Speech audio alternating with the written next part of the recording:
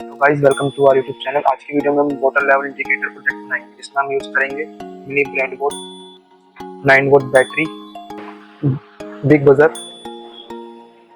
330 ohm resistor, BC547 transistor, LED light, battery connector.